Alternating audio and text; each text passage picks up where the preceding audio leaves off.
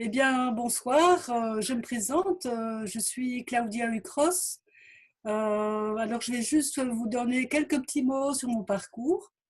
Je suis psychologue expérimentale à la base. J'ai fait mes études dans les années 80 à Louvain-la-Neuve.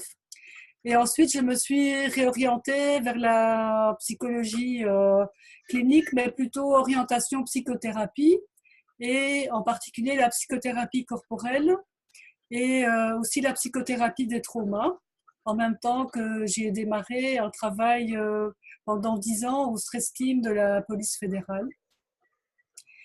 Voilà, donc parallèlement, je me suis aussi formée à des techniques de massage et du toucher, parce que pour aller contacter les personnes avec, dans une dimension plus où les émotions sont prises en compte corporellement également, c'est important d'être dans une bonne distance, dans un bon contact avec les personnes.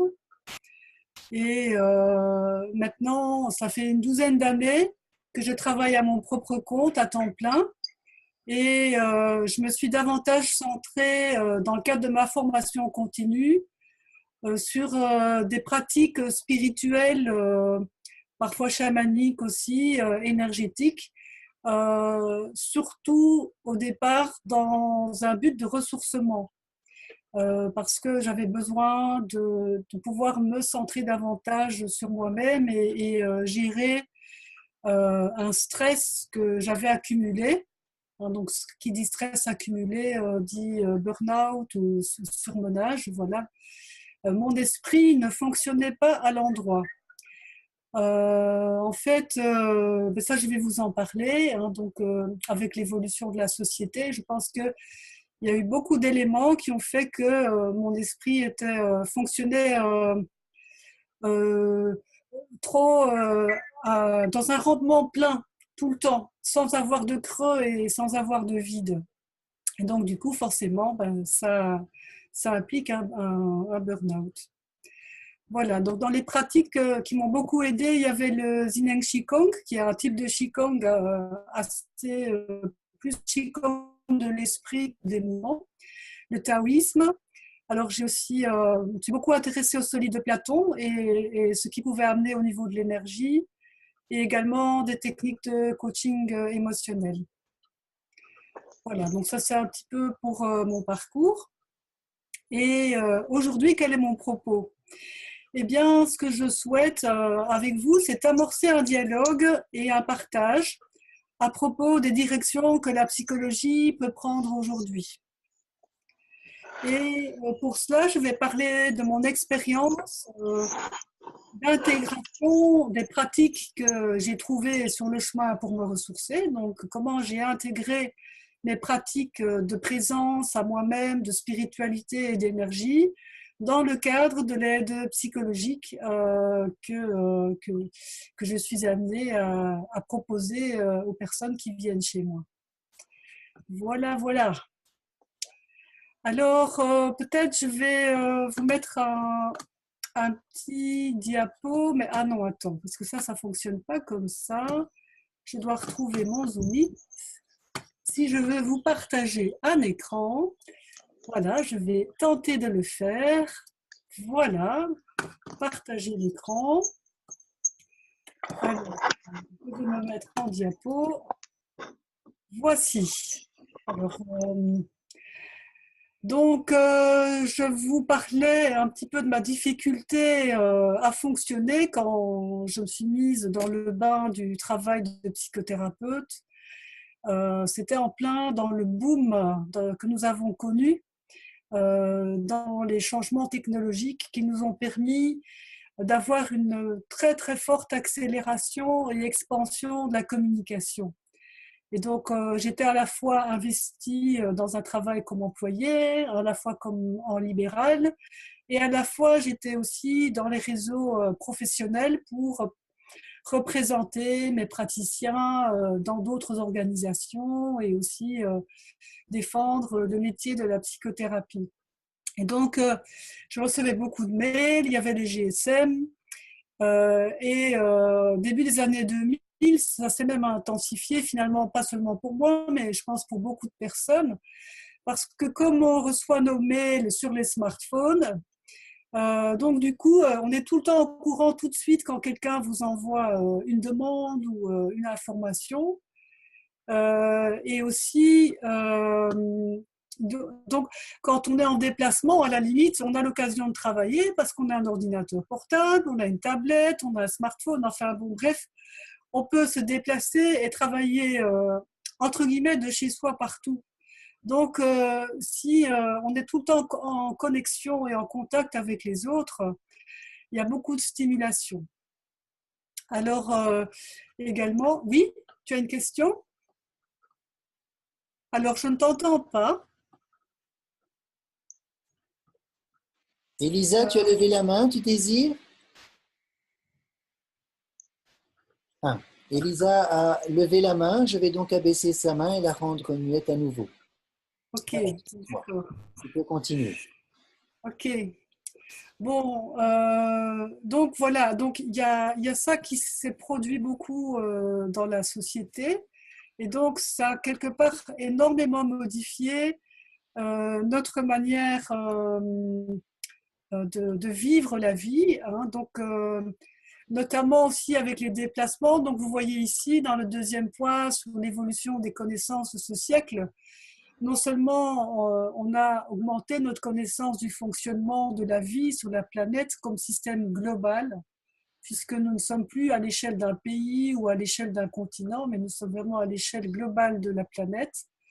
Et donc, nous pouvons nous déplacer beaucoup, nous pouvons mieux connaître le monde, mieux connaître comment les autres vivent, mais aussi prendre conscience que notre vie et notre survie est indissociable de ce qui se passe à l'autre bout de la planète ou au milieu des océans. Et donc, c'est effectivement des préoccupations importantes dans notre société d'aujourd'hui, qui est dans un moment de changement où il pourrait vraiment y avoir des catastrophes qui se produisent aussi. Alors, parallèlement, dans l'évolution des connaissances, il y a eu quand même dans le dernier siècle des changements importants dans les paradigmes, notamment au niveau de la physique macro avec la relativité, la théorie de la relativité, la physique micro avec la physique quantique. Et ces changements de paradigme, quelque part, nous ont apporté une conscience de la place de l'observateur sur ce qui est observé, sur la qualité des observations. Donc, quand je pense à qualité, je pense par exemple au fait que est-ce que la lumière est un phénomène ondulaire ou corpusculaire, ondulatoire ou corpusculaire, mais aussi sur la quantité. Par exemple, si on pense à la ligne du temps, à la vitesse d'un objet par rapport à l'autre en fonction de l'endroit où on est pour le mesurer. Et ça, c'est donc des aspects très concrets au niveau de la physique, mais ça a aussi des implications sur la manière dont nous allons voir le psychisme des humains aussi.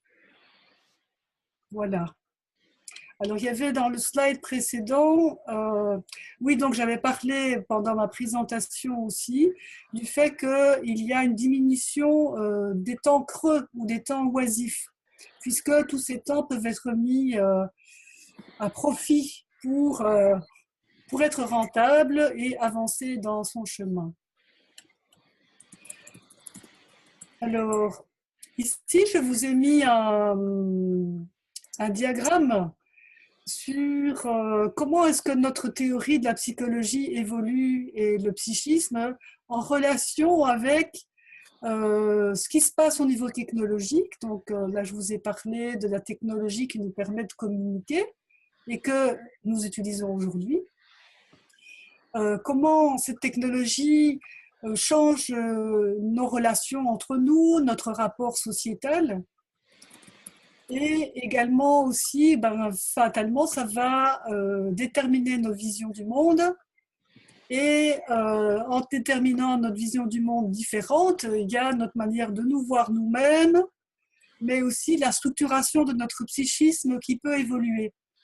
Et notamment, on voit chez les jeunes surtout, il y a quand même des adultes aussi qui sont déjà imprégnés par le mouvement, mais les jeunes, ils ont développé leur cerveau dans cet nouvel univers d'interconnexion Et donc, du coup, ça change aussi en termes de quelle est la sensibilité que nous avons et le type d'intelligence que nous avons. Et donc, on a de plus en plus de personnes qui sont diagnostiquées soit au potentiel, soit des personnes à trouble de l'attention ou des personnes à haute sensibilité. Enfin, voilà, pour donner trois types d'étiquettes qu'on peut donner aux personnes qui vivent dans ce nouvel univers qui est le nôtre aujourd'hui.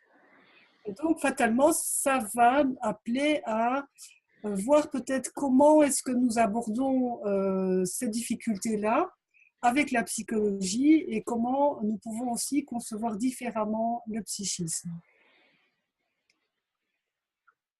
Voilà, est-ce que vous avez des questions pour l'instant? Alors, je vais faire arrêter de partager. Voilà, pour un peu changer là-dessus. Des choses à dire, des commentaires. Est-ce que vous vous retrouvez dans ce que je vous dis? Clairement. Clairement, super. Bien, alors je vais continuer cette présentation et revenir à mon écran. Voilà. Alors ça y est, je suis directement en diapo, mais je vais bouger les petites icônes de votre présence sur le côté. Voilà, donc l'aide psychologique doit évoluer et j'ai ici pointé quelques éléments qui, moi, me semblent importants. Alors, si vous en avez d'autres, vous me partagerez cela. Et donc, ici, il y a une partie, donc, je dirais, qui est assez générale et que je pense ne rien apporter de neuf, mais simplement juste le structurer. Le premier, c'est qu'avec les neurosciences, on a vu à quel point le travail du ressenti du corps et des réactions qu'il y a dans le corps sont très importantes pour pouvoir changer les processus émotionnels. Parce que les processus émotionnels se mettent en route avant même que notre partie cognitive du cerveau puisse décider de quoi que ce soit.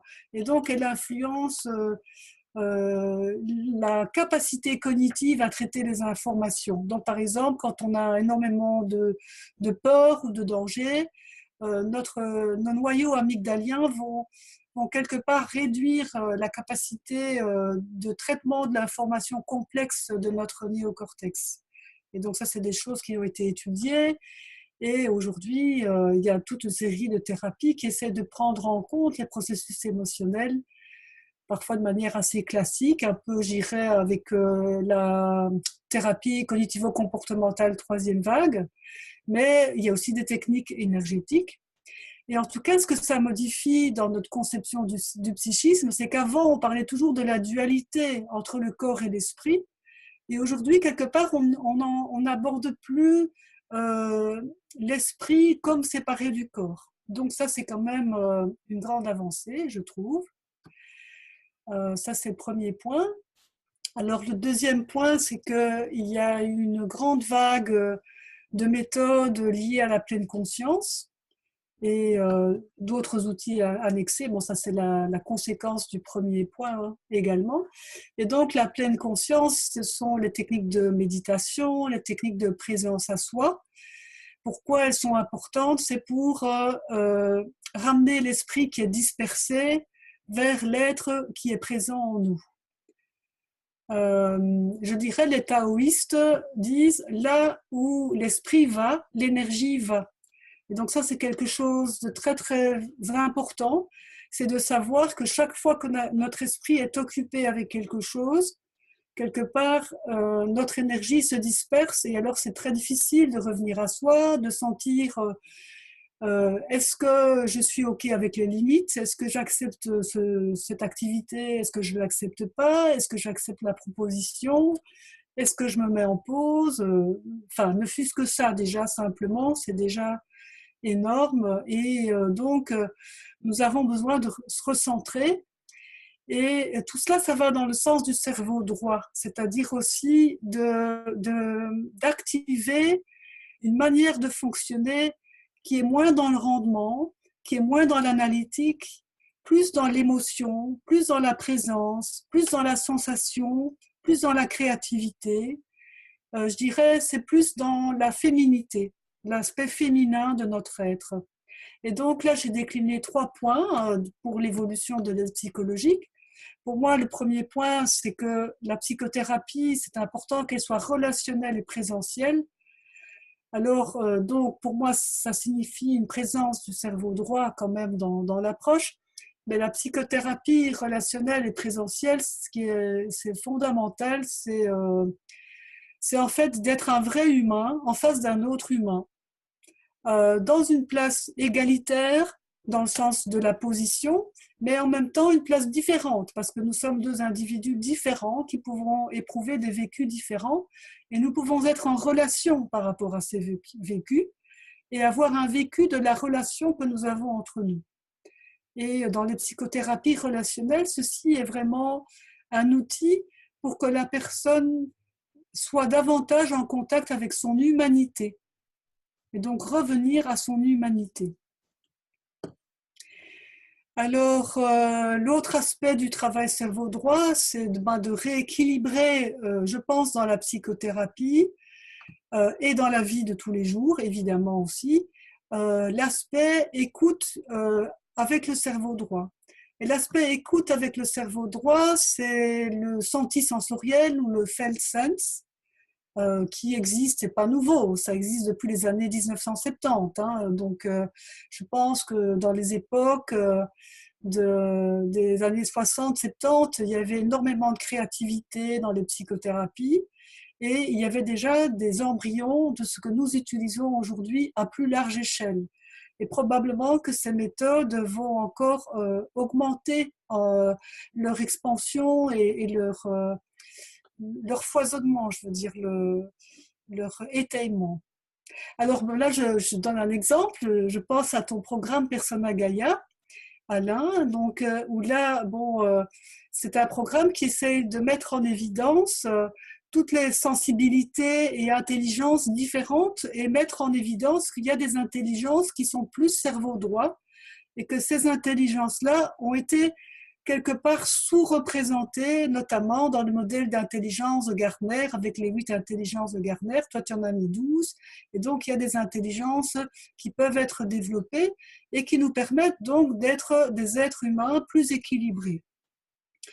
La créativité aussi, c'est fondamental, effectivement, parce que la créativité, il s'agit aussi des activités manuelles, des activités artistiques. Ce sont des activités qui sont d'ailleurs des activités considérées comme antidépressives, parce qu'elles font justement travailler le cerveau d'une manière où il se remplit un peu de l'être qui est là lui-même dans l'instant présent.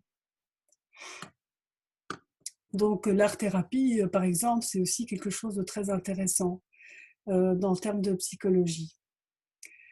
Alors ensuite, le dernier point, donc, c'est que il y a des méthodes modernes qui sont pas mal utilisées par les coachs actuellement pour amener des changements au niveau de nos émotions et de nos pensées en impliquant quelque part le cerveau droit et le cerveau gauche. Et c'est-à-dire que tout cela, ça va plus loin que la pleine conscience. La pleine conscience nous invite à notre ressenti à l'intérieur. Qu'est-ce que nous sommes là maintenant? Comment nous sommes? Comment nous vivons? C'est une étape absolument indispensable. Et ensuite, dans un deuxième temps, il y a la possibilité de se dire, mais au fond, comment est-ce que je peux évoluer avec mes émotions, mes croyances, mes pensées? Et pour le faire, nous pouvons diriger notre attention sur nous-mêmes, sur notre être, mais aussi avoir une intention par rapport à un type d'émotion particulière ou un type de pensée, mais cela ne peut se faire que si on n'est pas dans un commandement cerveau gauche, qui est un commandement un peu, je dirais, mental ou digital. Une des particularités du cerveau droit, pour moi, c'est d'être dans un fonctionnement plus analogique. Le fonctionnement analogique par rapport au digital, c'est Le digital, c'est un peu comme l'ordinateur. Vous lui donnez une question et normalement, il vous répond tout de suite, ou notre pensée est comme ça. C'est comme un peu presque la vitesse de la lumière, ou en tout cas, ça y ressemble, c'est proche. Par contre, le fonctionnement analogique, pour vous donner une idée, une émotion, c'est analogique. Ça demande de prendre le temps, de sentir comme si le temps que peut prendre le cœur, le sang dans le cœur pour aller à notre orteil droit. Il n'y va pas en une fraction de seconde. Et donc là, on a besoin de prendre le temps, de ressentir, de respirer. Voilà. Alors, je vais encore passer à la suite. Alors, prochaine évolution, et ça, nous y venons, c'est pour moi, au-delà du fait que le corps et l'esprit sont intégrés, et déjà maintenant ils le sont, je pense que dans notre fonctionnement, c'est important d'intégrer aussi la notion de corps subtil ou corps d'énergie. Et qu'en fait, nos émotions et nos pensées ne sont pas seulement dans notre corps physique, donc dans les processus corporels et cérébraux, mais ils sont également dans une composante plus subtile qui se trouve en fait autour de nous. Et c'est quelque chose que j'ai découvert avec le travail psychocorporel que je fais. Et donc, ce que je vous parle là, c'est plus par expérience que par théorisation. Et c'est quelque chose que peut-être je vais vous donner l'occasion d'un tout petit peu tester ensemble. Mais voilà, donc c'est l'idée en fait que notre espace psychique est comme une bulle qui se trouve autour de nous et qui est plus large que nous-mêmes, que nous pouvons agrandir à volonté par notre intention, notre pensée, et que nous pouvons faire un nettoyage dans cette bulle et que nous pouvons également oui, nettoyer cette bulle et aussi donner une place à nos émotions de manière plus large. Oui. Il faut savoir que le Dawson Church, lui, parle d'une sphère captable par les PET scans à 4,50 m autour de nous. Et l'an passé, j'ai été voir le docteur Joey Dispenza, qui lui parle d'une sphère de 9 mètres autour de nous, détectable par les PET scans. Donc c'est au-delà de ta propre perception individuelle, c'est en train d'être perçu, capté par des PET scans. Et il me semble qu'entre 2013, où on parlait de 4,50 m, et 2017, où on a parlé de 9 mètres, les recherches vont bon train. Voilà, je voulais rajouter ça. Merci beaucoup Alain, c'est génial parce que je ne connaissais pas ces études-là, mais voilà, c'est quelque chose que voilà qu'on découvre par l'expérience, par phénoménologique, et quand la technologie avance, effectivement, nous pouvons aussi aller plus loin et donc aussi vérifier certaines choses. Donc c'est quand même pas mal. Tout cela m'amène aussi à quelque chose qui est dans la fin de mes slides, mais je ne pense pas que je vais en parler aujourd'hui. En fait, c'est le modèle de Ken Wilber, qui est un penseur états-unien, et donc qui a essayé d'intégrer les différentes sciences dans une vision globale et holistique. Et lui, il divise le rapport au monde et à l'existence en 4 catégories et qui sont déclinés sur 2 axes. Un axe qui est individuel-collectif, donc est-ce que je me suis centrée sur moi en tant que personne, individu ou sur le groupe. Et l'autre axe, c'est le subjectif et l'objectif. Et donc, par exemple, si on prend l'anthropologie, les anthropologues ont étudié les groupes sociétaux en étant participants au phénomène, donc ça c'est plutôt subjectif de l'intérieur, et objectif, c'est de l'extérieur. Donc on regarde, on observe de l'extérieur de manière plus empirique, comme la science empirique qui est fort à la mode aujourd'hui. Par contre, au niveau individuel, on a le même phénomène, et donc là aussi, c'est le phénoménologique, ça pourrait être la psychanalyse, et donc aussi l'expérience participante, phénoménologique, ou l'expérience objectivante, où c'est plus de l'ordre de la thérapie comportementale, par exemple. Ensuite, donc, un deuxième aspect pour moi dans l'évolution de l'aide psychologique, c'est pouvoir prendre conscience que nous sommes dans un monde surconnecté et que dans ce monde surconnecté, la conscience du soi est très mise à mal, fort mise à mal en raison de la perméabilité que tout être humain a aux schémas émotionnels et cognitifs associés aux personnes, aux groupes et aux projets présents dans notre environnement. Donc en fait, par là, je veux dire que dès que notre esprit va quelque part, notre énergie est dedans et notre énergie se mélange avec les schémas émotionnels et cognitifs du projet sur lequel nous sommes en train de travailler. Ça peut être un égrégore aussi, l'égrégore des psychologues, l'égrégore de la méditation transcendantale, l'égrégore des policiers, l'égrégore de la peur du terrorisme. Enfin, voilà. Et ça peut être plein de choses comme ça à un niveau très, très large. Et ça peut aussi être des schémas émotionnels liés aux personnes de notre famille. Parfois des personnes qui sont là dans notre histoire, dans notre enfance, donc tout ce qui s'est passé avec nos parents quand nous étions petits. Mais c'est aussi avec les personnes que nous voyons dans notre quotidien, euh, nos collègues, nos amis, les adultes avec lesquels nous travaillons en tant qu'employés ou pour les personnes qui viennent nous voir, hein, avec leurs collègues. Et j'en passe et des meilleurs, et aussi tout ce que nous voyons à la télévision, évidemment. Et donc, du coup, nous avons besoin de nous débrancher. Et pour nous débrancher, nous devons le faire de manière assez active. C'est-à-dire vraiment, quand je dis active, c'est faire un travail présent et intentionnel pour pouvoir se débrancher de tout ça.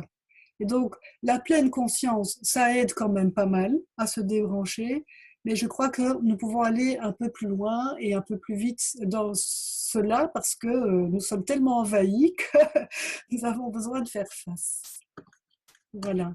Alors, je vais arrêter le partage et voir un peu où est-ce que vous en êtes avec ce que je viens de dire.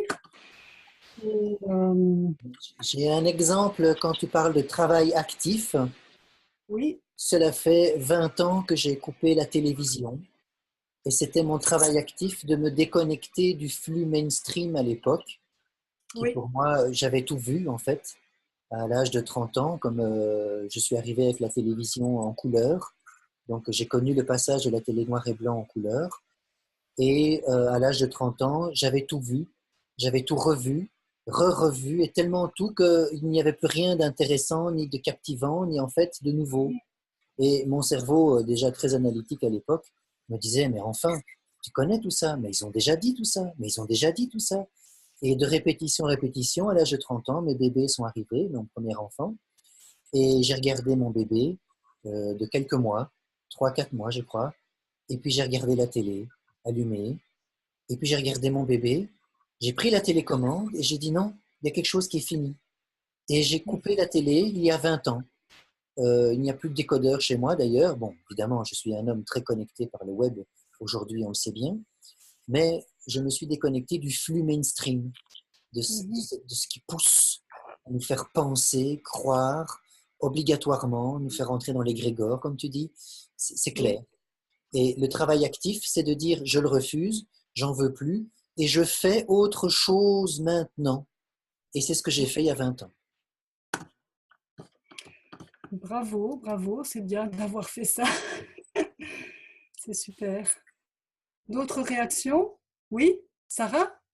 Euh, oui, non, le micro est branché. Je partage très fort cette idée. J'encourage aussi. Moi-même, j'ai abandonné la télévision, mais je pense qu'il y a un problème plus présent et peut-être plus subtil aussi. Aujourd'hui, c'est les tablettes, les smartphones, justement, où on est hyper connecté, on est joignable tout le temps, et je vois ça encore aujourd'hui. Enfin, je veux dire, les parents, les jeunes parents sont avec leurs enfants dans des buggy et ont le nez collé à l'écran de leur iPhone. Et c'est vraiment regrettable. Et ça aussi, c'est une éducation qui va devoir être faite. Mais c'est vraiment difficile parce qu'en même temps, c'est un téléphone, c'est un outil de travail, mais c'est surtout quelque chose qui absorbe énormément d'énergie, de temps et de temps qu'on devrait peut-être consacrer autrement aussi. Oui, oui. Tout à fait. Et en fait, ça me fait penser à quelque chose qui m'était venu en préparant donc ce webinaire. C'est qu'il y a une espèce de paradoxe dans notre société aujourd'hui, qui est une société qui veut mettre l'individu en avant. Et en fait, il y a une forme de désindividuation, en fait. Donc avant, on parlait de l'aliénation de l'employé, de la masse ouvrière, etc. Mais je pense qu'il y a vraiment un problème que l'individu est vidé de sa substance. Et on le remplace par quelque chose qui est un peu comme un leurre. La personne croit qu'elle est un individu parce qu'elle peut acheter quelque chose, parce elle peut faire des actes virtuels sur Internet, etc. Mais finalement, est-elle vraiment un être plein, habité à l'intérieur de ses propres valeurs subjectives et subjectivantes de la vie? Tout à fait. Voilà. Ouais. On a remplacé beaucoup de choses. Par exemple, au niveau, enfin, je veux dire, dans le secteur de la psychologie ou de la psychiatrie, on voit bien que dans notre travail, c'est très difficile d'évaluer ce qu'on fait parce qu'il y a beaucoup de dialogue et c'est difficile de quantifier ou de concrétiser vraiment ce qui est fait. Par contre, compter le nombre de rendez-vous, le temps, enfin, il y a des choses plus faciles à chiffrer que les émotions. Et je pense qu'aujourd'hui, on essaie justement d'avoir des chiffres pour tout, de mesurer, de faire des graphiques, et il faut que ce soit plus tangible. Et je pense un peu que c'est ça qui provoque le déclin du secteur en général. Oui. Oui, et ce déclin, et en même temps, il y a un foisonnement de thérapies alternatives faites aussi par des personnes qui ne sont pas psychologues. Oui, oui. Et je ne veux pas décrier ces personnes en disant qu'elles ne sont pas compétentes nécessairement, ça c'est encore à voir, à trier au fur et à mesure, mais il y a tout un champ qui est à la fois un champ où il y a beaucoup de recettes qui sont données, donc c'est un peu comme si on va donner des méthodes et mettre moins à l'avant la problématique de la relation sujet et de la personne, de la présence et de la relation. Et donc en même temps, c'est bon parce que dedans, il y a des outils qui sont peut-être intéressants et qui peuvent être parfois intégrés dans un travail sérieux de psychologie aussi. Donc il faut pouvoir faire la part des choses.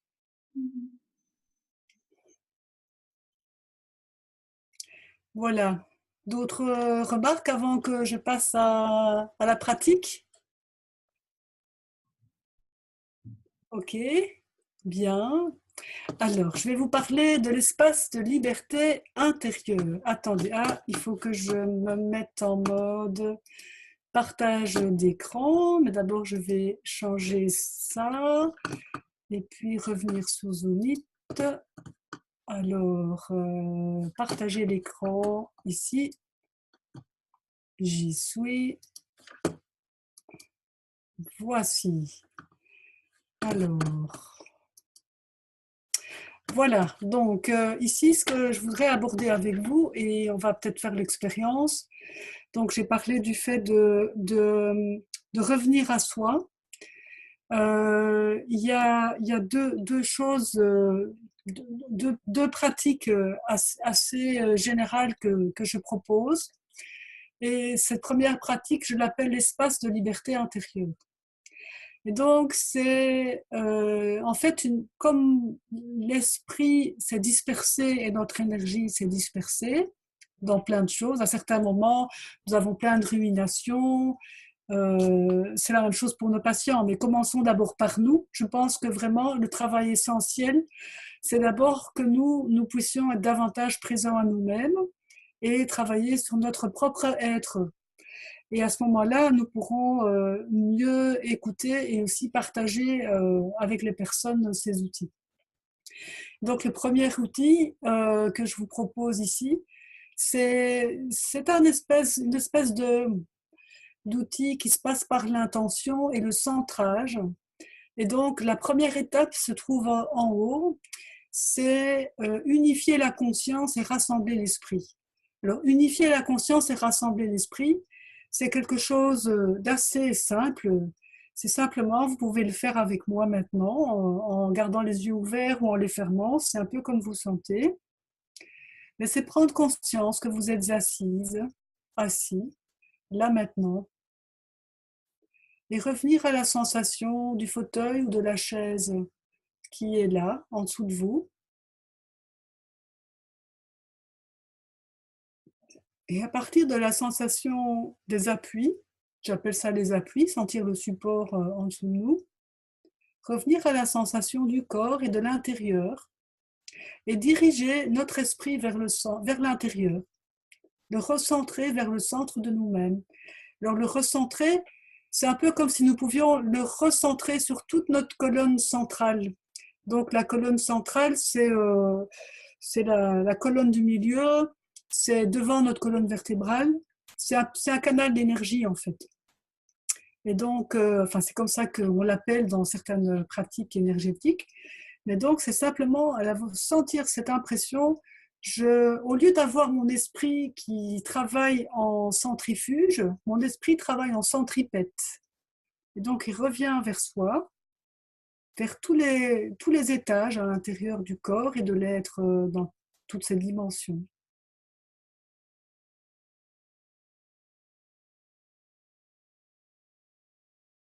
Et je vous propose de respirer quelques instants juste comme ça.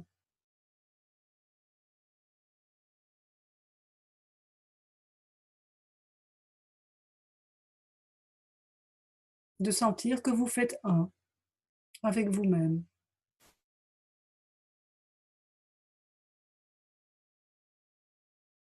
Ce qui peut aider, c'est de prendre conscience de la respiration qui entre et qui sort aussi.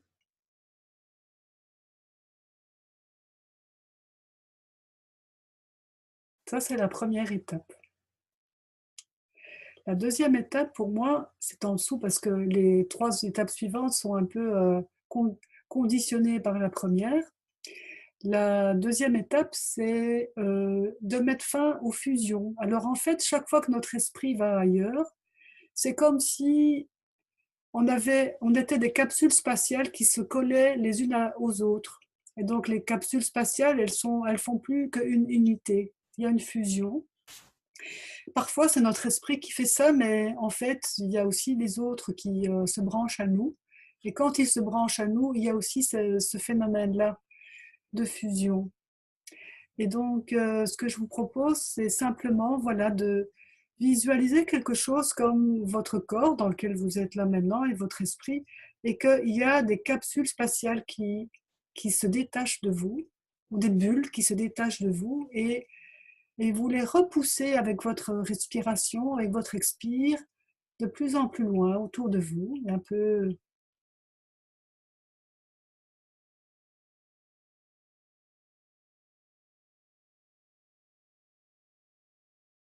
Une autre manière de voir ça, c'est comme si vous étiez en train de faire de la place et que vous étiez au milieu d'un bureau et que tous les papiers qui se trouvent sur le bureau disparaissent et s'éloignent de vous. Et du coup, l'espace clair autour de vous, sur votre bureau, devient plus grand et plus net et plus clair.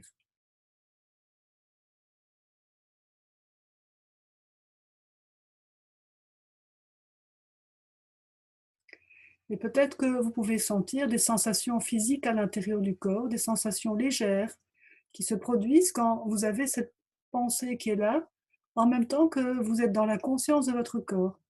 Et ça, c'est un peu comme si nous avons notre cerveau droit et notre cerveau gauche qui fonctionnent en même temps. Parce que le cerveau gauche, il est en train de penser à ça, et le cerveau droit, il le réalise dans le ressenti. Et une fois que vous avez mis fin aux fusions, dans tous les étages de votre être, vous pouvez aussi maintenant couper les liens. Alors vous vous imaginez cet espace autour de vous qui peut être dans une dimension à 2 dimensions ou dans un plan à 2 dimensions ou dans un volume. Et si vous le voyez dans un volume, c'est un peu comme un œuf tout autour de vous. Et vous pouvez imaginer par exemple des ciseaux qui viennent couper, couper, couper, couper partout, devant, sur les côtés, sur l'arrière, sur le bas. Ils viennent couper tous les liens qui vous attachent peut-être encore à ces personnes, ces projets, ces activités. Et en fait, parfois, quand les capsules se mettent les unes avec les autres pour s'arrimer, parfois il y a des liens en plus pour que si jamais ça se détache, on reste quand même un peu attaché. Vous voyez un peu l'image. Et donc, vous pouvez couper ces liens parce que c'est comme des voies de circulation qui facilitent le contact et qui le rendent quasi instantané, même si la fusion s'est détachée. Donc, vous coupez tous ces liens encore.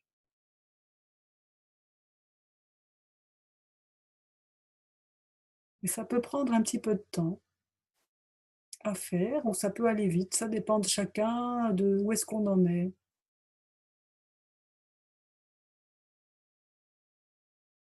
Et ensuite, la troisième étape, c'est ressentir, visualiser que vous avez des racines qui poussent vers le ciel et vers la terre.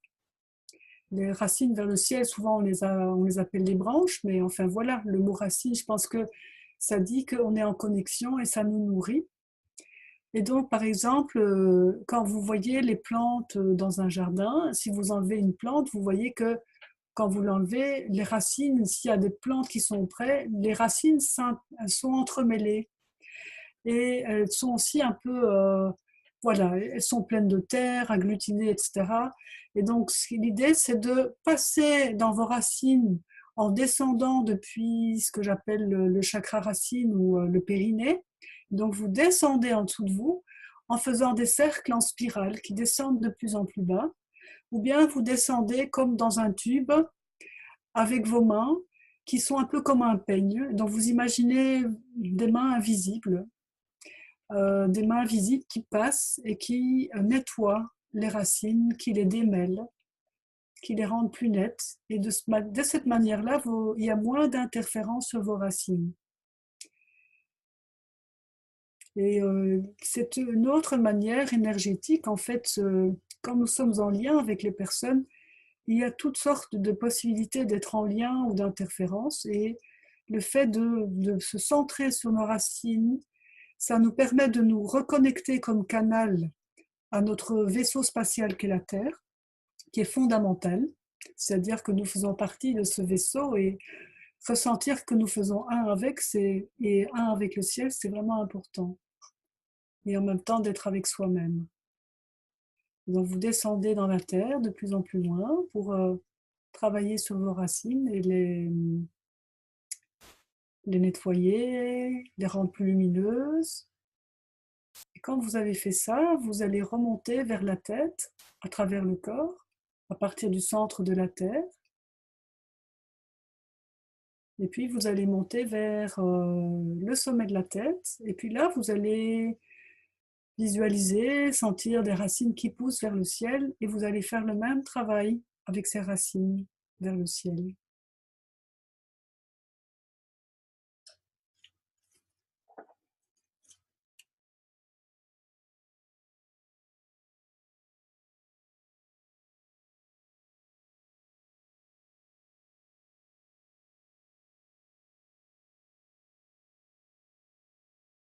Et puis vous allez revenir à vous-même.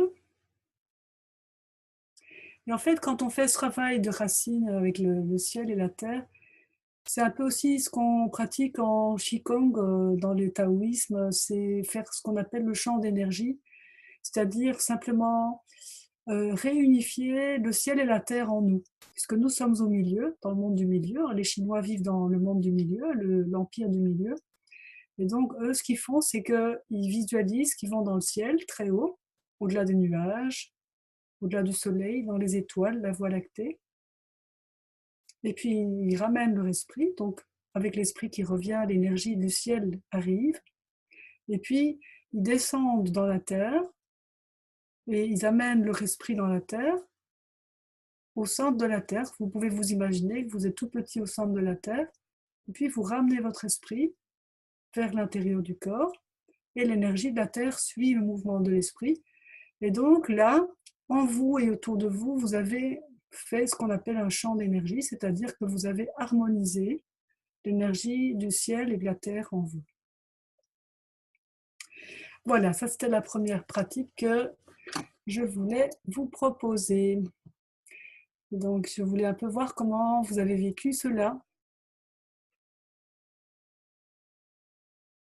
Des observations, des sensations à partager, des questions.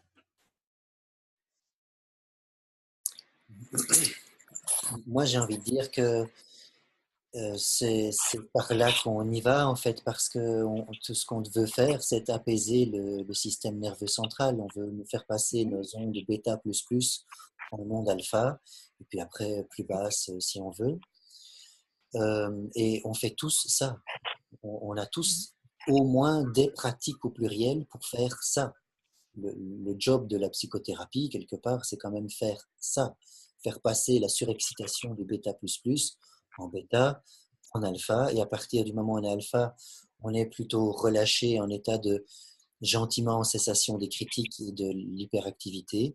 Et à ce moment-là, on sait bien qu'on peut accueillir beaucoup plus. Parce que cet exercice que tu viens de proposer ici, en état d'énervement, on ne peut pas le faire. Tandis Non, qu'en non. état d'apaisement, c'est très facile en fait. Donc c'est clairement une question de comment on l'aborde. Enfin, d'abord, il faut pratiquer pour rentrer dans le mécanisme. Et puis, c'est en quel état on est. Si on est en état excité ou si on est en état paisible, ben, la perception du monde est tellement différente. Tout à fait. Oui, tu as raison. En fait, donc ceci, ça fait référence aussi aux techniques de ce qu'on appelle autorégulation ou de régulation de l'état d'activation qu'on utilise dans les traumas par rapport à l'hyperactivation, l'hypoactivation. Il n'y a pas moyen de travailler sur soi ou de ressentir des choses ou réfléchir à ce qu'on voudrait faire si on ne se retrouve pas dans cette zone d'activation optimale que Daniel Siegel a appelée la fenêtre de tolérance. Mais donc, quelque part, ceci, c'est un prolongement de ce genre de technique. Et en même temps, c'est assez intéressant parce que quand on fait ce travail de mettre fin aux fusions, il y a parfois des choses très surprenantes qui arrivent. Et donc, je pense par exemple à une personne qui est venue en thérapie chez moi et qui a des années de thérapie. Et en fait, une fois que je lui ai proposé cette pratique-là, elle a fait quelques séances de thérapie chez moi, donc elle n'a pas fait une longue thérapie chez moi. Et une fois que je lui ai proposé ça, il y a quelque chose qui a basculé en elle, où elle est sortie de sa négativité. Donc, c'est-à-dire qu'à un moment donné, c'est comme si elle se plaignait de procrastiner, d'être dans l'inertie, de ne jamais avancer, de se saboter dans ses plans de développement, etc. Et moi, j'ai senti une différence à partir du moment où j'ai introduit ce genre de technique. Ça l'a fait se déployer tout de suite. Et donc, ça veut dire aussi que, je veux dire, ces techniques-là sont très intéressantes, mais on ne peut pas les donner n'importe quand et à n'importe qui, n'importe comment non plus. Et il y a des moments où c'est peut-être plus propice aussi, donc de faire ce travail. Mais je pense que pour nous, thérapeutes qui sommes beaucoup avec l'esprit des autres, dans l'accompagnement, c'est fondamental de faire ça. Parce que sinon, dans notre vie quotidienne, enfin moi j'en ai fait l'expérience, je finis par être dans cette attitude d'écoute de l'autre, y compris dans ma vie quotidienne. Et donc finalement, je m'oublie. J'oublie, mais qu'est-ce qui est important pour moi là maintenant? Et donc, j'ai dû faire un gros processus sur moi pour revenir à moi par rapport à mes engagements professionnels, par rapport à ma vie personnelle, comment je la menais, tout ça. Et c'est grâce à ce genre de technique que je suis parvenue à avancer là-dedans. Voilà. Alors, peut-être il y a encore d'autres observations, d'autres questions, remarques. Ça vous va comme ça? Donc, on va continuer. Alors, je vais vous passer une de mes techniques favorites que j'utilise depuis très très longtemps, en fait, parce que pour moi, ça fait au départ partie de l'analyse bioénergétique. Mais en fait, ma manière de combiner l'analyse bioénergétique et les thérapies des traumas. Donc en fait, je ne sais pas si vous connaissez comme la thérapie de somatic experiencing, c'est très proche de tout ce qu'on fait dans le Felsen, c'est-à-dire vraiment c'est d'être attentif aux sensations qui sont présentes quand on est en train de penser à quelque chose, quand on vient de parler de quelque chose avec le thérapeute. Et donc ici, je vais partager l'écran. Alors moi j'ai appelé ça RIE, respiration d'intégration, attendez, non, c'est pas là, c'est l'autre slide qui doit venir. Voilà, respiration d'intégration émotionnelle. Voilà, donc évidemment, ça suppose, comme tu l'as dit tout à l'heure, Alain, c'est-à-dire se centrer, être dans un état disponible pour l'écoute des sensations intérieures. Donc pour cela, il faut d'abord pouvoir ramener son esprit ou son attention vers soi-même pour pouvoir identifier les émotions et les sensations. Et c'est une méthode très très simple. Simplement, je vous propose de le faire là maintenant et d'observer qu'est-ce qui est présent en vous là maintenant comme sensation ou comme sentiment.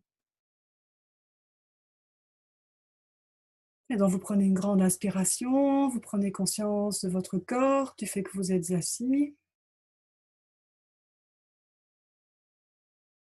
Et vous faites au moins 2-3 respirations en silence, avec l'écoute attentive de vous-même.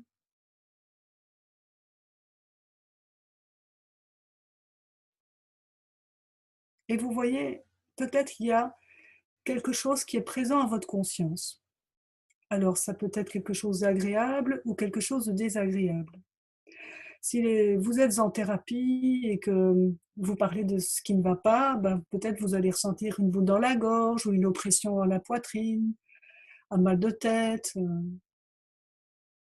Là, pour l'instant, je sens que comme je déploie beaucoup de force pour vous communiquer avec vous, par exemple, je sens une raideur pour moi dans ma nuque derrière moi, un peu comme si mon chakra de la gorge était un peu fort impliqué là, de tout ce que je vous partage. Et c'est une émotion pour moi de vous le partager.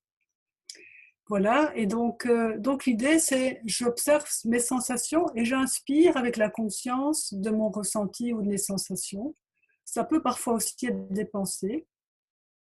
Et donc je vais dans mon corps, à l'intérieur, et je sens cela en inspirant. Et à l'expire, je mets ce ressenti et ces sensations vers l'extérieur, autour de moi, de plus en plus loin. Et donc, en fait, simplement, le temps que mon expiration prend, c'est comme le temps que vont prendre des ronds dans l'eau quand vous lancez un caillou dans l'eau pour que les ronds dans l'eau deviennent de plus en plus larges. Et donc, ces sentiments, sensations, se répartissent et se répandent autour de vous avec l'expiration. Et vous inspirez de nouveau à l'intérieur. Expirez vers l'extérieur, de préférence avec la bouche. Jusque quand il n'y a plus d'air. Et vous faites encore.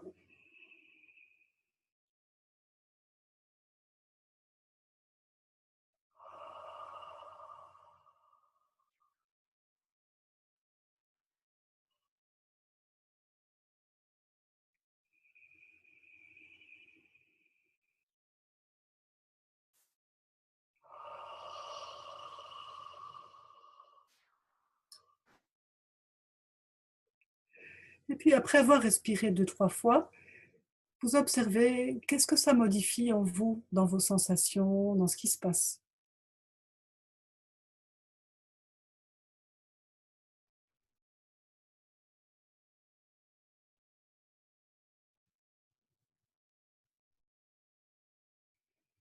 Alors quand vous faites cela, évidemment, vous observez que si vous expirez jusque quand il n'y a plus d'air, forcément, vous allez amplifier votre respiration et déjà, votre respiration va être plus ample. Si les sensations sont fort importantes et bloquantes, en même temps que vous expirez, vous pouvez faire des sons. Ça, c'est possible aussi de faire des sons. On a inspiré et expiré. Donc, je reviens à mes sensations, comment elles ont modifié. Et sur l'expiration, je fais un son comme un A. Ah.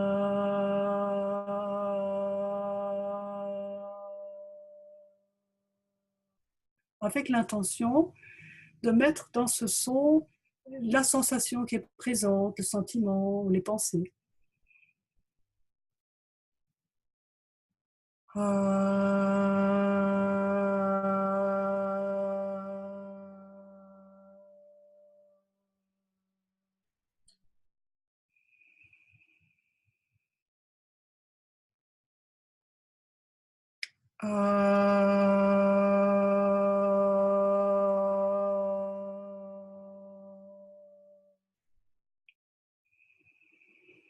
Et puis après 3 respirations, vous vous reposez.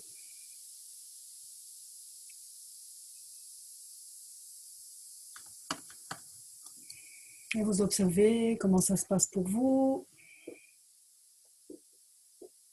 Et qu'est-ce que vous avez envie de partager sur votre expérience? Ce que vous avez observé chez moi ou chez vous?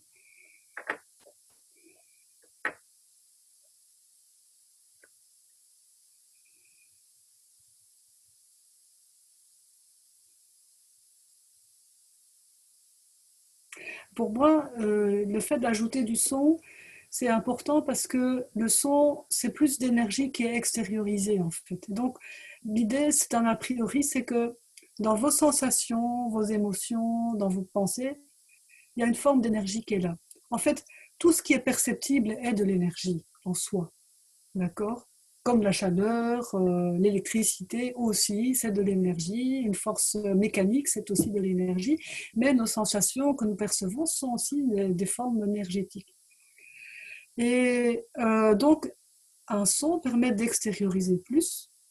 C'est un peu comme la vague, c'est un phénomène ondulatoire. Il y a une onde qui bouge sur l'eau. Hein. Et puis, quand elle arrive au bord de la plage ou au bord d'un rocher, l'onde s'arrête et elle se transforme en son.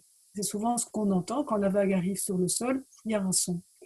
Donc le son, c'est des gouttelettes qui tombent, c'est la fin de l'onde, c'est une énergie qui se transforme dans une autre forme d'énergie. De la même manière, nos émotions, nos pensées, nos sensations peuvent se transformer avec le son et être extériorisées d'une manière qui n'est pas nécessairement émotionnelle, même si vous pouvez entendre dans la voix, dans le non-verbal de la voix, une tonalité émotionnelle éventuelle sur laquelle nous pouvons travailler dans notre cabinet de psychologie, évidemment.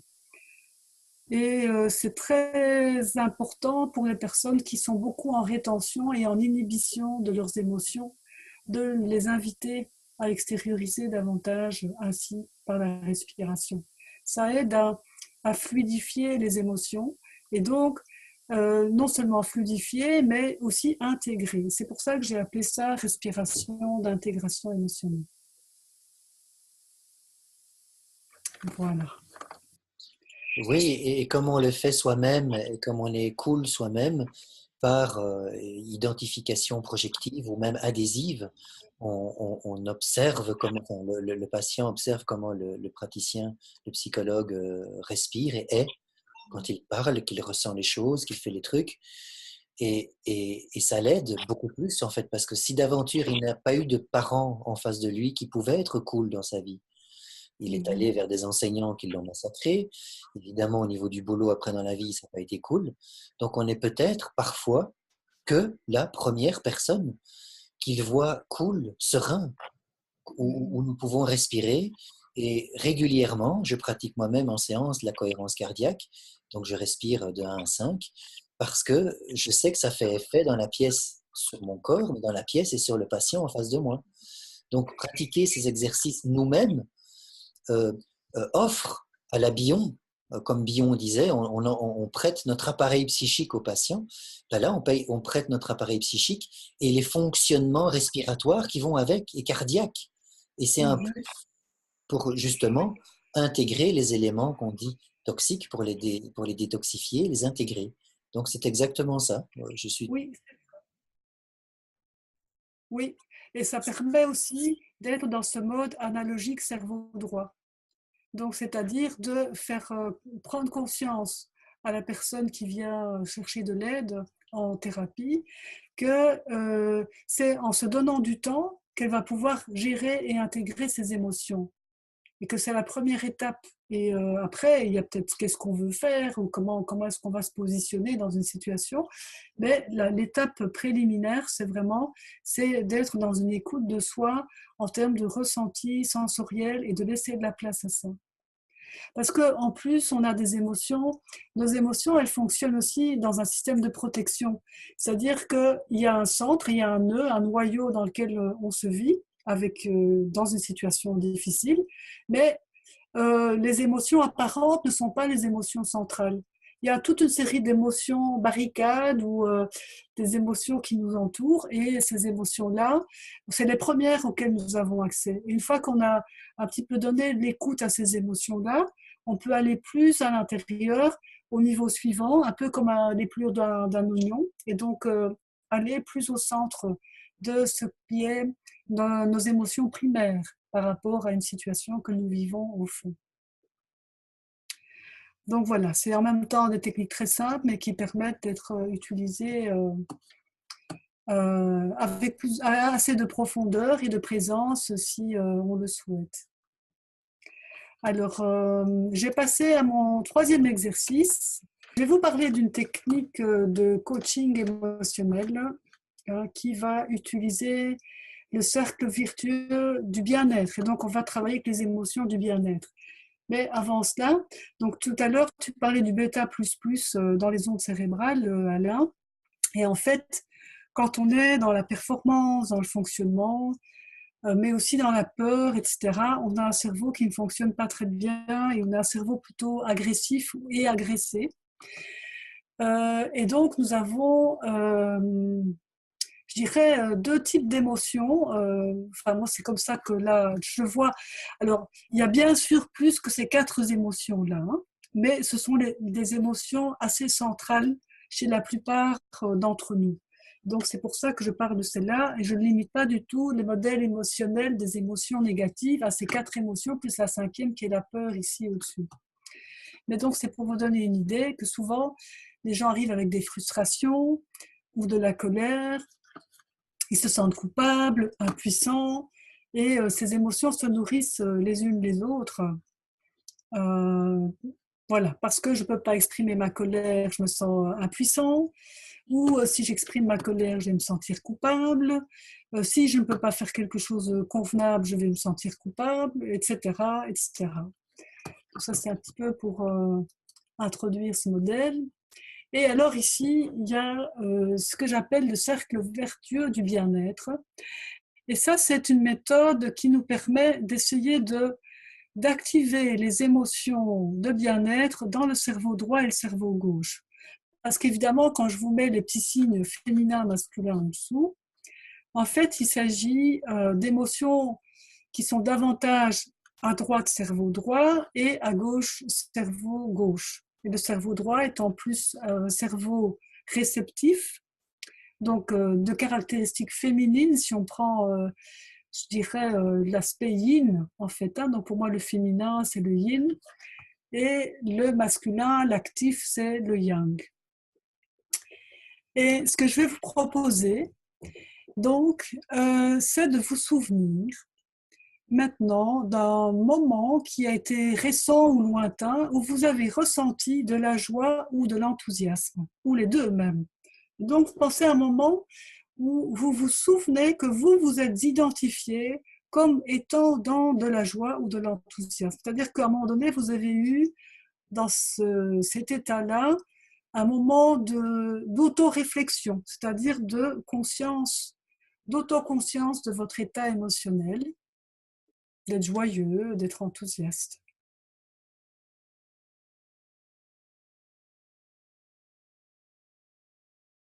Et quand vous avez trouvé ce moment, vous allez vous remémorer tous les aspects de ce moment-là. Et donc, tous les aspects, c'est l'époque où ça se passait, où est-ce que vous étiez, avec qui vous étiez éventuellement, est-ce que vous étiez seul ou pas, comment vous étiez habillé, quelle était la température à l'extérieur, comment était le ciel. Enfin, tous ces événements, ces perceptions qui viennent de l'environnement extérieur dans lequel vous étiez, la discussion que vous aviez, des paroles que vous entendiez de vous ou de quelqu'un d'autre, mais aussi la sensation à l'intérieur de vous.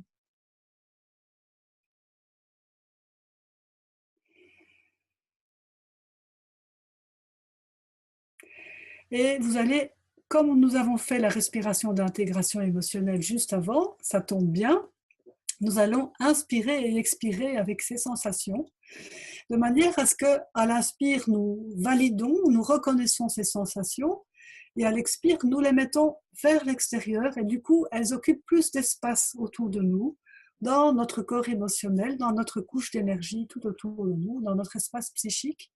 C'est selon, vous avez plusieurs possibilités d'interprétation, et donc voilà, vous mettez ça vraiment de manière à ce que ce soit une image qui s'agrandisse et que c'est comme si vous aviez un très très grand écran devant vous.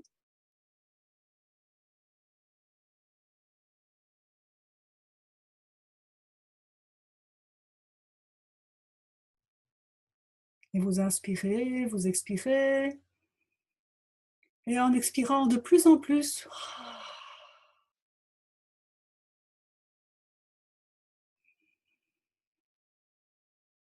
vous pouvez même faire des sons et sourire à l'intérieur, à l'extérieur de vous. Et vous laissez se déployer toutes ces sensations jusqu'à ce que vous soyez au moins à 8 ou 9 sur 10. C'est quand même déjà pas mal. Si vous avez 8 sur 10, 9 sur 10, 10 sur 10, c'est encore mieux.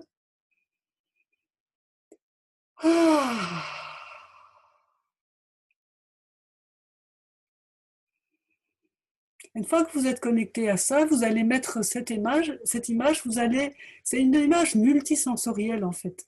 Et vous allez la mettre sur le côté droit de votre écran.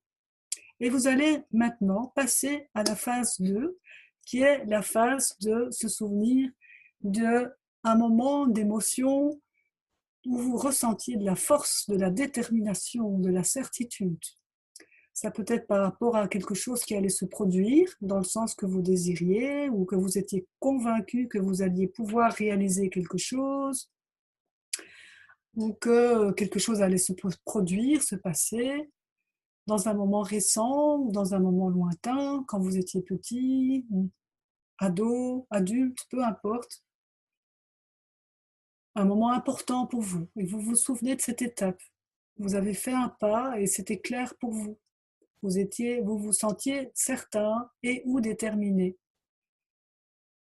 Et de nouveau, vous vous rappelez en mémoire toutes les circonstances extérieures de cet événement, l'âge, ce qui se passait dans votre vie à ce moment-là, l'époque de l'année, ce que vous faisiez, éventuellement vos vêtements, tout ce qui peut venir, avec qui vous étiez, de quoi il s'agissait.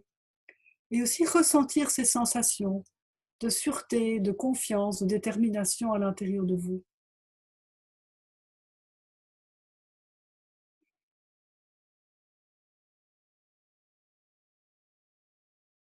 Et ressentez l'ambiance à l'intérieur. Comment c'est différent de la joie et de l'enthousiasme?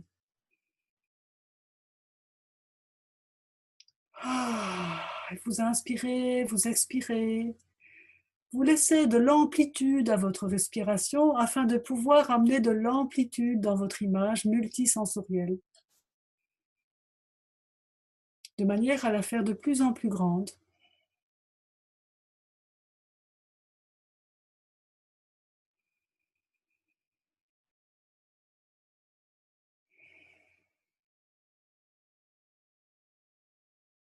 Et puis, quand vous avez atteint 8 ou 9 sur 10, alors vous voyez cette image très grande, et puis vous allez la mettre sur le côté gauche de votre écran, et vous allez retrouver l'image multisensorielle de la joie et de l'enthousiasme sur la droite, et vous allez sentir, ressentir, voir ces deux images, et l'espace qui est entre les deux, ou la ligne qui est entre les deux, et cet espace, vous allez le gommer, et vous allez laisser ces deux types d'émotions se mélanger, s'intégrer l'une avec l'autre.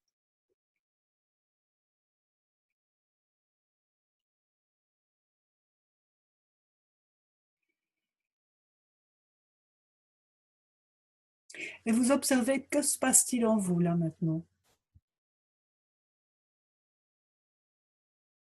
comment des sensations s'intègrent, évoluent et changent. Et quand vous êtes dans cet état, quelle est la sensation qui est présente en vous? Nouvel état ou sentiment à l'intérieur de vous?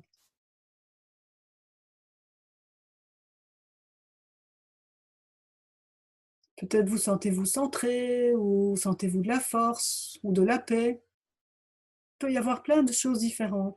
Et ensuite, quand vous sentez cet état-là, quand je sens par exemple de la force en moi, que ressens-je à ce moment-là en plus? Et donc ainsi de suite, je peux faire une espèce de chaîne dans mes émotions en fait. Je peux faire une chaîne, une réaction en chaîne d'émotions positives, virtueuses, éventuellement jusqu'à celle de la gratitude, c'est-à-dire de me sentir en gratitude d'être là avec ce que je vis, ce que je ressens.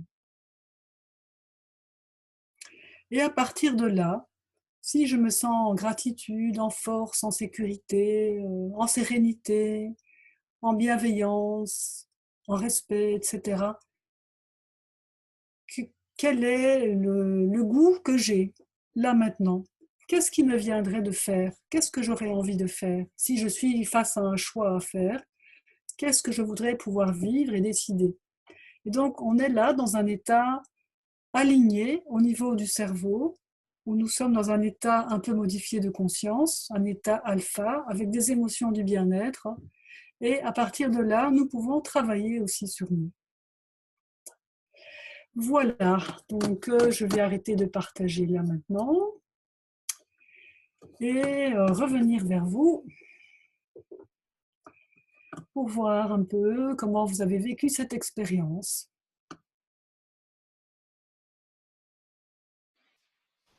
Alors moi, je peux me permettre de dire un peu trop court parce que c'est évidemment une initiation, une découverte. Oui.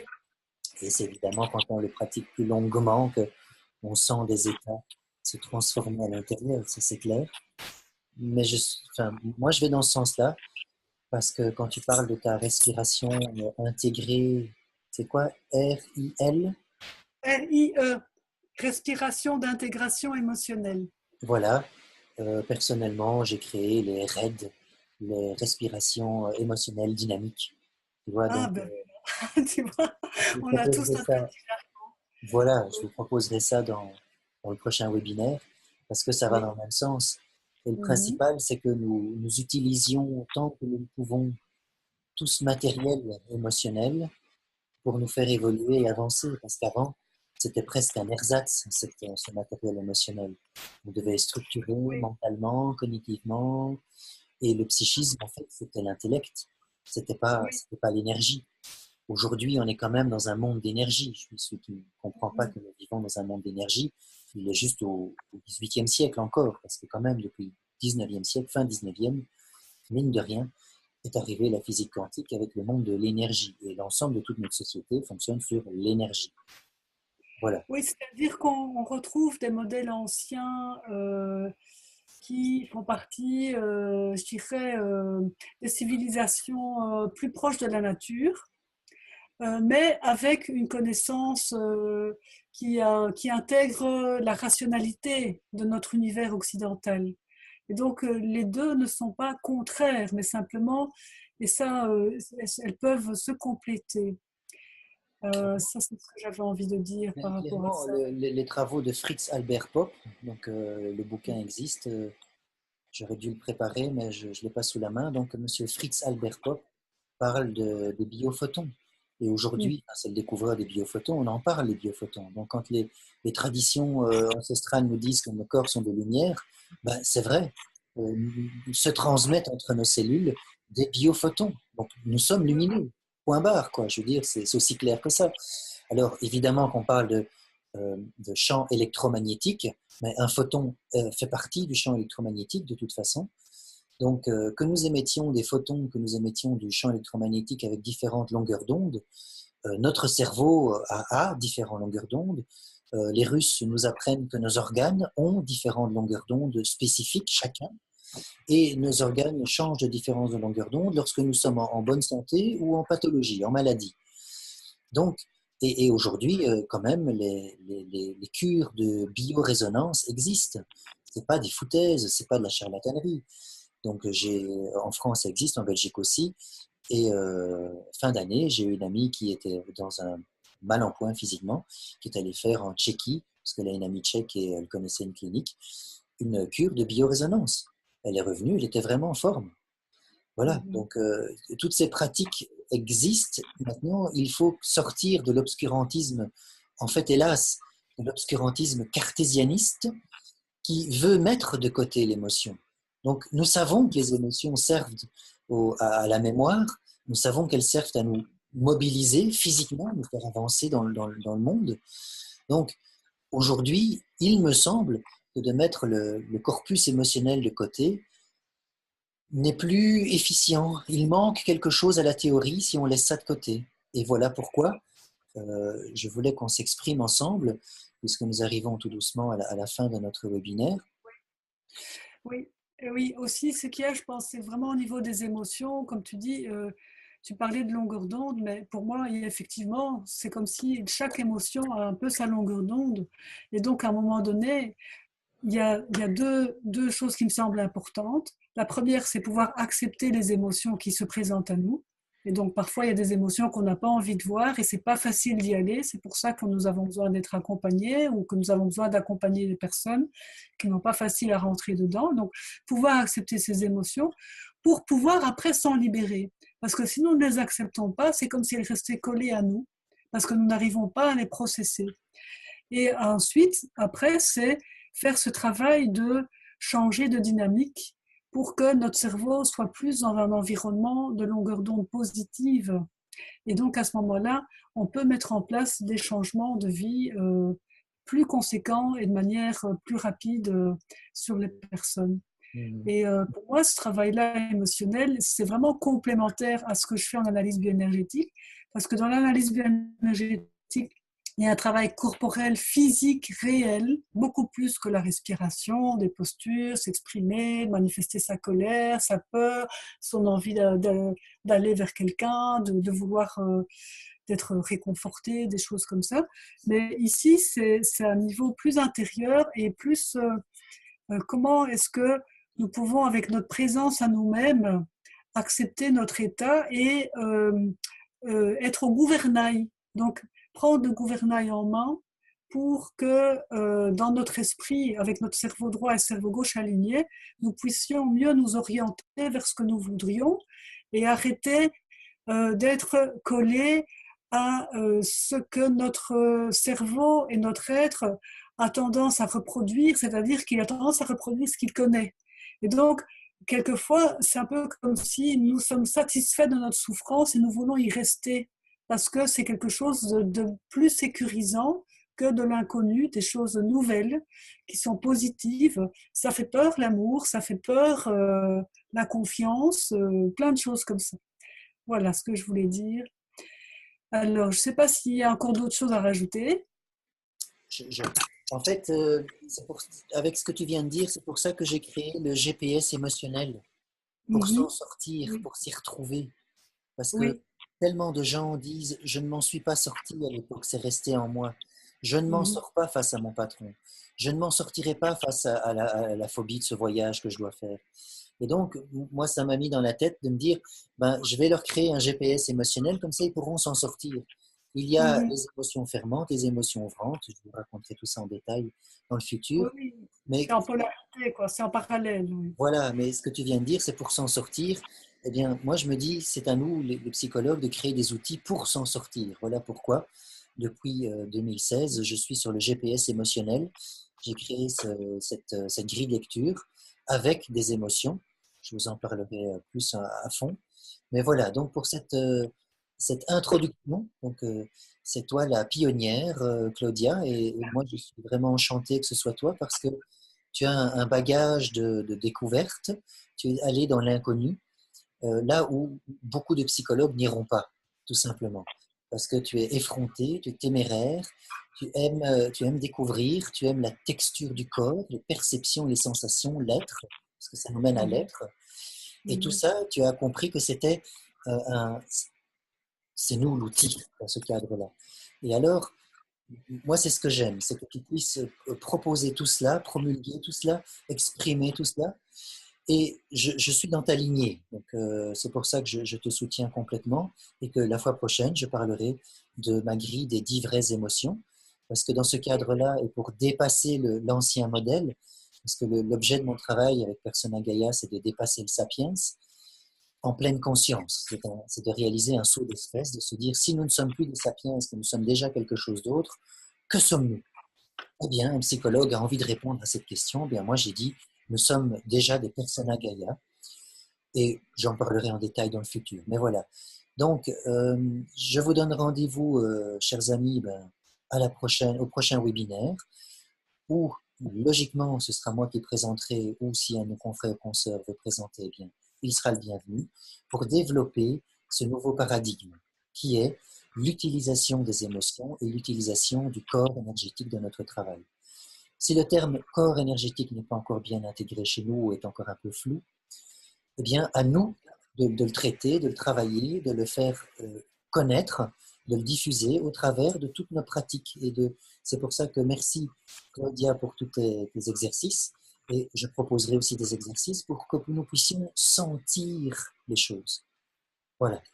C'est là-dedans que nous pourrons comprendre mieux et agir mieux dans la souffrance d'autrui, parce que notre job à nous, c'est quand même d'entrer dans la souffrance d'autrui et de les nettoyer de ça, le plus possible, quand on le peut, bien sûr. Voilà. Est-ce que ça vous va comme premier webinaire de lancement? C'est bon pour vous? Je vais ouvrir le micro chez Sarah. Sarah, c'était correct pour toi? Oui, super, super. J'ai hâte de voir la suite, aussi pour voir comment aider l'autre à identifier ses émotions, à arriver à les décrire. Et ouais, je suis curieuse de voir la suite, donc ouais, super.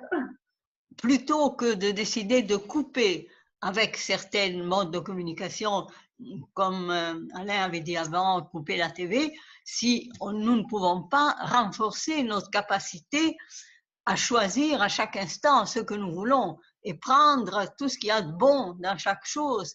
Dans la télévision, il y a énormément de très bonnes choses, et tout à fait nouvelles. Donc là, je ne suis pas d'accord avec Alain, ce n'est pas toujours la même chose, mais il faut pouvoir choisir. Et voilà, donc l'important, c'est de devenir suffisamment solide et capable de choisir pour être bien, même dans un monde très complexe. Est-ce que c'est possible ou pas, malgré tous ces exercices? Moi, je te donne 100% raison. Effectivement, la question du choix est fondamentale. C'est-à-dire, c'est à ce moment-là qu'on est vraiment dans une dynamique de vie. Choisir, c'est être dans la vie.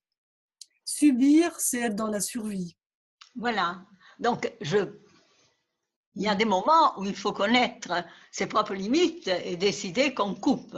Mais on l'a décidé. Ce n'est pas une fois pour toutes. Oui. Mais moi, je le ressens comme ça.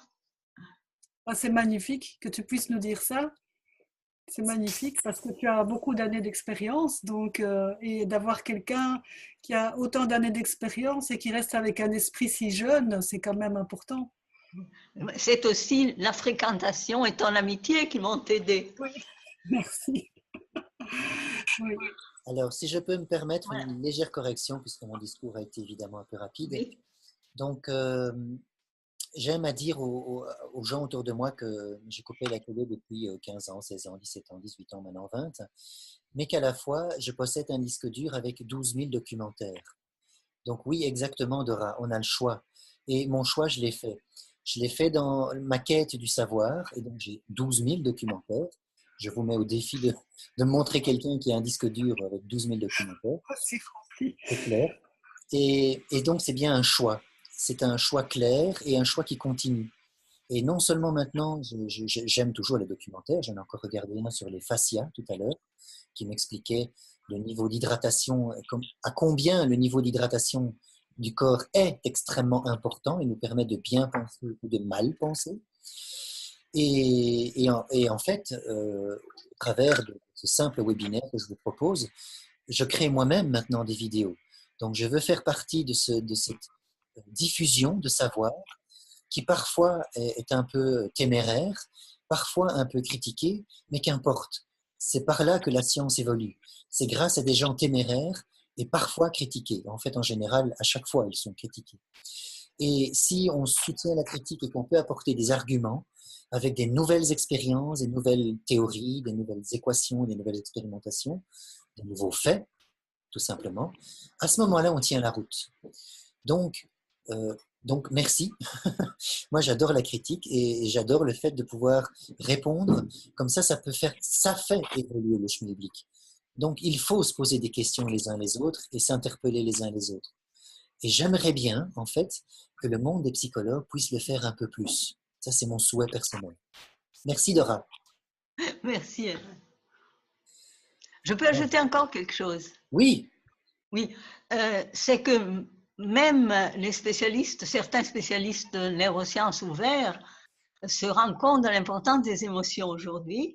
Damas, je ne sais pas si vous avez lu le dernier livre, il essaye de démontrer que les émotions sont le moteur du monde, le moteur de l'évolution. Hein, ce n'était pas l'intelligence logique, mais ce sont les émotions qui ont, et bon, il le développe dans tous ses bouquins. Voilà, j'ai fini et merci beaucoup, c'était passionnant. Merci. Merci Dora. Voilà, pour la fin de ce premier webinaire. Merci à toutes et à la prochaine. Au revoir.